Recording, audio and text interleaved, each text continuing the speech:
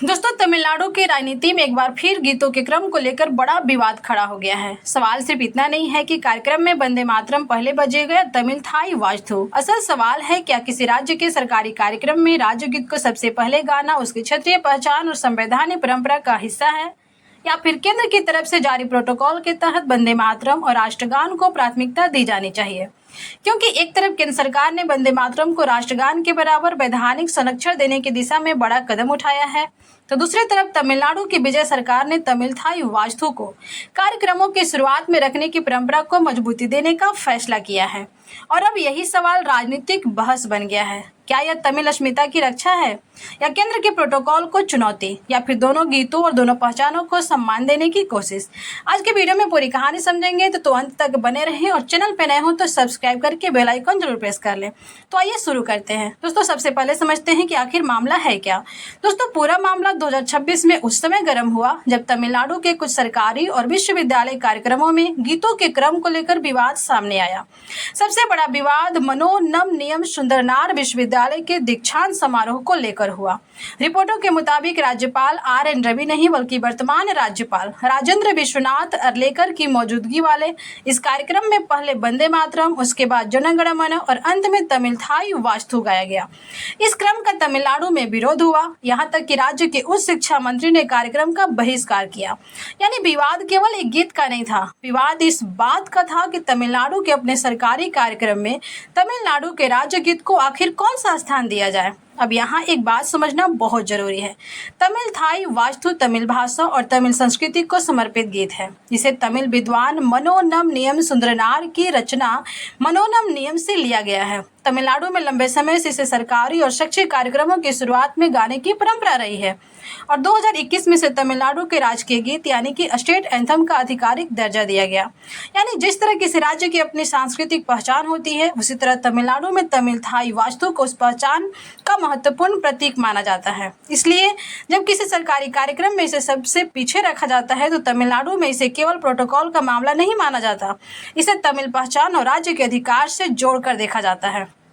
अब आते हैं विवाद के दूसरे और सबसे महत्वपूर्ण हिस्से पर, वंदे मातरम। वंदे मातरम भारत का राष्ट्रीय गीत है, वहीं जन गण मन हमारा राष्ट्रगान है।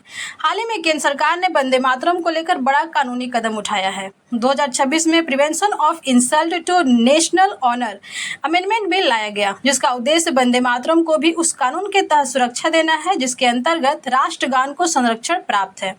राज्यसभा ने 29 जुलाई को इस विधेयक को पारित किया था। इसके तहत वंदे मातरम के गायन को जानबूझकर रोकने या उसमें व्यवधान डालने जैसे कृत्यों को दंडनीय बनाने का प्रावधान किया गया है।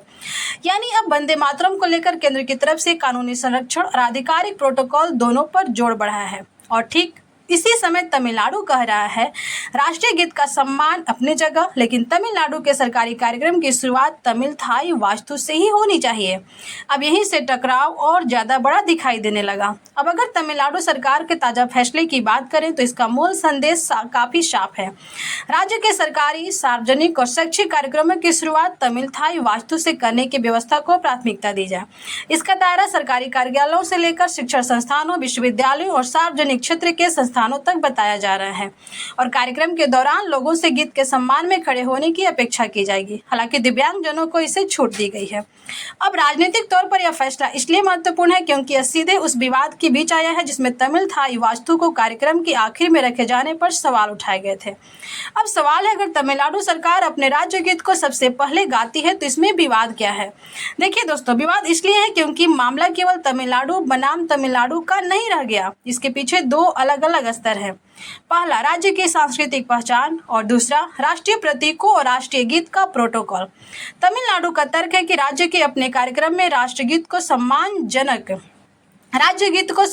प्राथमिकता मिलनी चाहिए। वहीं दूसरी तरफ यह सवाल उठता है कि जब केंद्र ने वंदे मातरम के लिए नया प्रोटोकॉल और कानूनी संरक्षण मजबूत किया है, तब क्या राज्य सरकारों को उसके क्रम को अलग तरीके से तय करने की स्वतंत्रता होनी चाहिए। यही असली राजनीतिक और संवैधानिक बहस है। दोस्तों, ऐसा नहीं है कि यह विवाद पहली बार सामने आया है। इस साल मई में भी मुख्यमंत्री विजय की शपथ ग्रहण सेरेमनी में गीतों के क्रम को लेकर बहस हुई थी। इसके बाद मुख्यमंत्री विजय ने प्रधानमंत्री नरेंद्र मोदी से मुलाकात के दौरान तमिल थाई वाजथू के प्रोटोकॉल का मुद्दा भी उठाया था। विजय ने केंद्र से इस मामले में स्पष्टता और तमिलनाडु की परंपरा बहाल करने की मांग की थी। यानी यह मामला कई महीनों से धीरे धीरे राजनीतिक मुद्दा बन रहा था और अब सरकारी आदेश के बाद यह विवाद और ज्यादा खुलकर सामने आ गया है। दोस्तों, इस पूरे विवाद को वंदे मातरम के खिलाफ तमिलनाडु या तमिल थाई वास्तु के खिलाफ केंद्र के रूप में देखना शायद बहुत आसान निष्कर्ष होगा, क्योंकि दोनों गीतों की अपनी अपनी जगह है। वंदे मातरम भारत के स्वतंत्रता आंदोलन की ऐतिहासिक विरासत से जुड़ा राष्ट्रीय गीत है, वहीं तमिल थाई वास्तु तमिल भाषा और तमिल संस्कृति की पहचान का प्रतीक है और जन गण मन भारत का राष्ट्रगान है।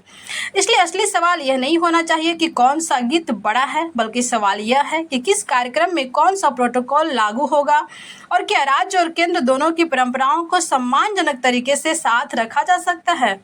तमिलनाडु की राजनीति में भाषा और क्षेत्रीय पहचान हमेशा से बेहद महत्वपूर्ण मुद्दे रहे हैं, चाहे बात हिंदी को लेकर हो, नीट को लेकर हो, राज्य के अधिकारों की हो या फिर केंद्र राज्य संबंधों की। तमिल पहचान का मुद्दा यहाँ चुनावी राजनीति से भी जुड़ जाता है। इसलिए जब तमिल थाई वास्तु की बात आती है तो इसे केवल एक गीत के तौर पर नहीं देखा जाता, यह तमिल भाषा और तमिल संस्कृति के सम्मान का प्रतीक बन जाता है। और विजय सरकार के लिए भी यह फैसला राजनीतिक रूप से महत्वपूर्ण है, क्योंकि विजय की पार्टी ने तमिल पहचान और राज्य के अधिकारों को अपनी राजनीति के महत्वपूर्ण हिस्से के रूप में पेश किया है। अब केंद्र की बात करें तो वंदे मातरम को लेकर सरकार ने इस साल जिस तरह का रुख अपनाया है वह भी अपने आप में बड़ा बदलाव है।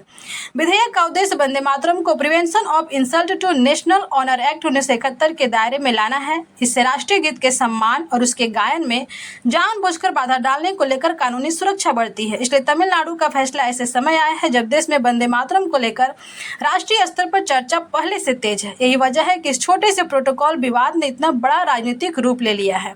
अब सबसे बड़ा सवाल, क्या तमिल थाई वास्तु और वंदे मातरम दोनों को सम्मान नहीं दिया जा सकता?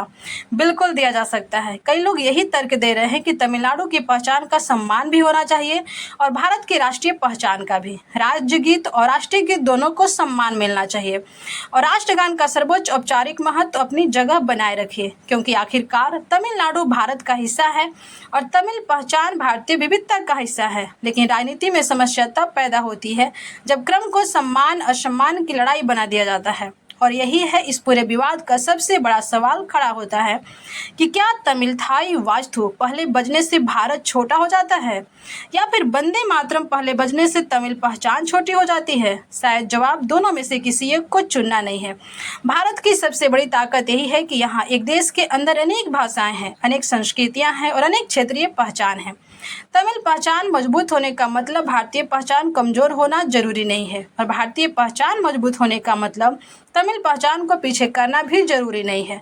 तो दोस्तों, तमिलनाडु में तमिल थाई वास्तु को सबसे पहले गाने का फैसला सिर्फ एक सरकारी आदेश नहीं है, इसके पीछे भाषा है, क्षेत्रीय अस्मिता है, केंद्र राज्य संबंध है, वंदे मातरम का नया कानूनी दर्जा है और सबसे बढ़कर यह सवाल कि भारत जैसे संघीय देश में राष्ट्रीय और क्षेत्रीय पहचान के बीच संतुलन कैसे बनाया जाए। एक तरफ वंदे मातरम भारत के स्वतंत्रता आंदोलन और राष्ट्रीय चेतना का प्रतीक है, दूसरी तरफ तमिल थाई वास्तु तमिल भाषा और तमिल संस्कृति की पहचान है। इसलिए बहस यह नहीं होनी चाहिए कि वंदे मातरम या तमिल थाई, बल्कि सवाल होना चाहिए क्या दोनों को सम्मान देने वाला ऐसा प्रोटोकॉल बनाया जा सकता है जिसमें न राष्ट्र की गरिमा कम हो और न किसी राज्य की सांस्कृतिक पहचान। अब आपकी राय क्या है? तमिलनाडु के सरकारी कार्यक्रमों में सबसे पहले तमिल थाई वास्तु बजना चाहिए या वंदे मातरम को प्राथमिकता मिलनी चाहिए? कमेंट में अपनी राय जरूर दीजिएगा। वीडियो पसंद आया हो तो लाइक कीजिएगा, दोस्तों के पास शेयर कीजिएगा, चैनल पे नए हो तो सब्सक्राइब करके बेल आइकन जरूर प्रेस कीजिएगा। मिलते हैं नेक्स्ट वीडियो में, तब तक के लिए जय हिंद, जय भारत।